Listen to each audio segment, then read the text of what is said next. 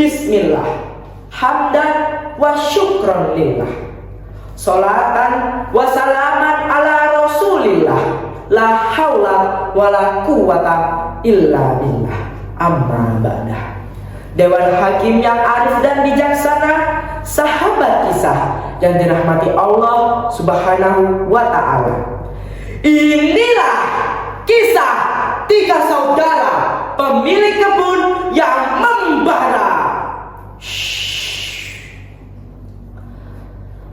A'udzu billahi minasy syaithanir rajim. Bismillahirrahmanirrahim. Inna balawnahum kama balawna ashabal jannah, kama balawna ashabal jannati id aqsamu la yasrimunna musbihin wala yastasnun.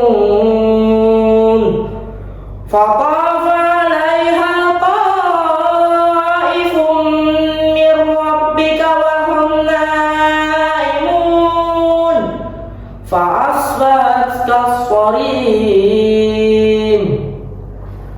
Al-Quran Surah Al-Qalam ayat 17 sampai 20. Matahari yang terbit menghangatkan tubuh, seolah mengumumkan sebuah pagi yang baru.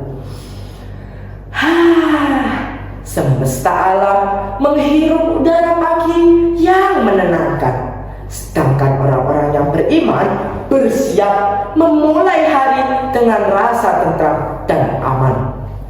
Langit yang membiru, suara burung yang menderu, hamparan hijau dengan beraneka ragam tanaman yang memanjakan membuat takjub setiap mata yang memandang.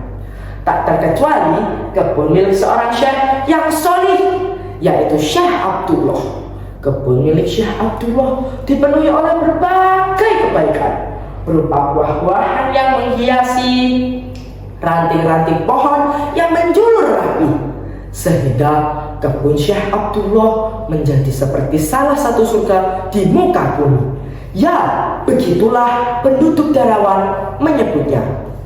Semasa hidupnya, Syekh Abdullah tidak segan menghabiskan semua hasil panennya untuk dibagikan kepada fuqara, masakin, anak yatim, dan siapapun yang membutuhkan. Meskipun berkali-kali mendapat penolakan dari anak-anaknya, tapi ia selalu melakukan hal yang sama saat musim panen tiba.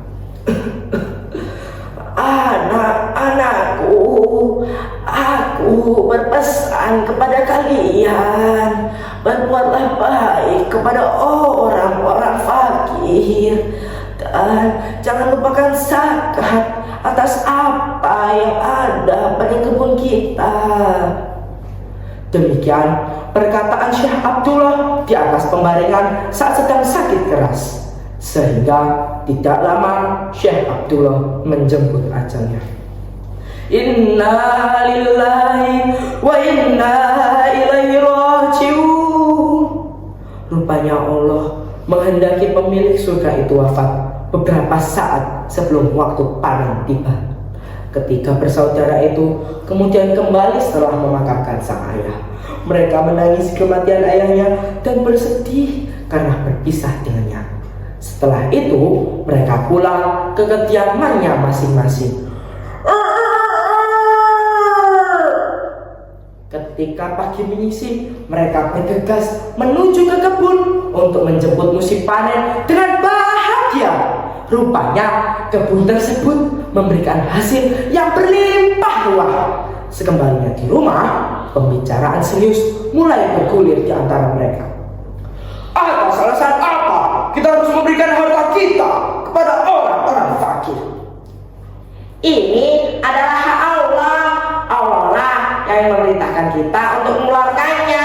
Demikian juga ayah kita telah mewasiatkannya kepada kita. Oh, aku punya ide. Apa itu? kita akan memanen pada malam hari, dan kita akan memetik buah-buahan itu sebelum subuh, sebelum orang-orang fakir miskin itu masuk ke dalam kebun. Wah, ini yang sangat riang. Nanti ketika mereka datang pada pagi hari, mereka tidak akan mendapat buah-buahan itu sedikit pun, dan kita dapat melakukan apapun yang kita inginkan. Kalau begitu, kita berangkat malam ini. Tapi saudaraku, kenapa kalian tidak bertasbih kepada Allah dan memohon ampunan kepadanya? Sudahlah, dia anak tertua. Ikuti apa katanya. Jangan kau berani bersuara. Kita lakukan malam ini.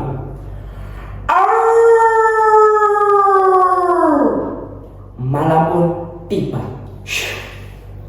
Kabut yang pekat mulai menyelimuti, sehingga jarak pandang pun terbatasi.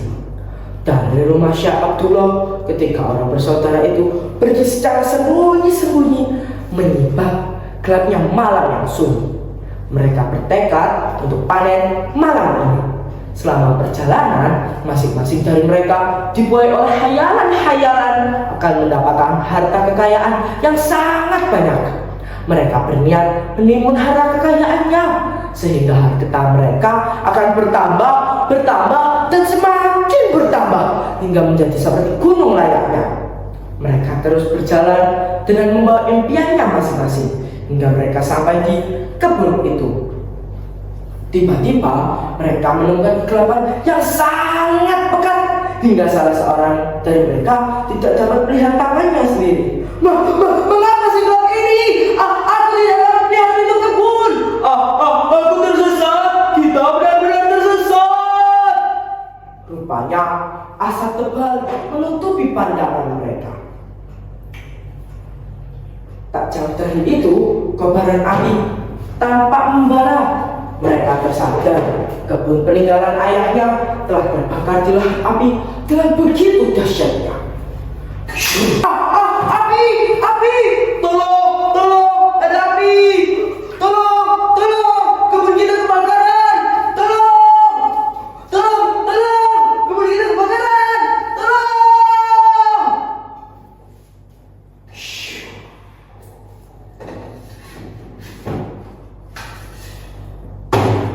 Qala awsatuhum alam aqul lakum laula tusabbihun.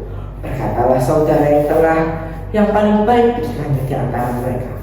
Bukankah aku telah mengatakan kepadamu, hendaklah kamu bertasbih kepada Tuhanmu? Qalu subhana rabbina inna kunna zalimin. Mereka berkata, Maha suci Tuhan kami, sesungguhnya kami adalah orang-orang yang zalim. Terus setelah sekian lama api berkobar, orang-orang fakir miskin yang direndahkannya pun berpondong-pondong memadamkan api yang menghanguskan kebun mereka. Mereka pun kembali tinggal tangan hampa. Sampainya di rumah, mereka saling mencela. Aduhai, celakalah kita. Sesungguhnya kita adalah orang-orang yang melampaui batas lagi zalim. Iya saudaraku, bersabarlah. Mudah-mudahan Allah akan memberi pengganti kebun kita ini dengan kebun yang lebih baik. Wah, sesungguhnya kami telah bertobat kepada Allah, dan sesungguhnya kami mengharapkan ampunan dari Tuhan kita. Sahabat kisah, Allah menyampaikan pada ayat 33 surah Al-Qalam. Kadzalikal azab wal adzabul akhirati akbar law kanu ya'lamun. Seperti itulah azab di dunia, dan sesungguhnya azab di akhirat lebih besar jika mereka mengetahui. Demikianlah kisah tiga saudara pemilik kebun yang membara. Semoga kita bisa memetik hikmahnya, menjadi insan yang beriman, bertakwa, dan berbanyak sedekah sebagai bekal menuju jannah. Wassalamualaikum warahmatullahi wabarakatuh.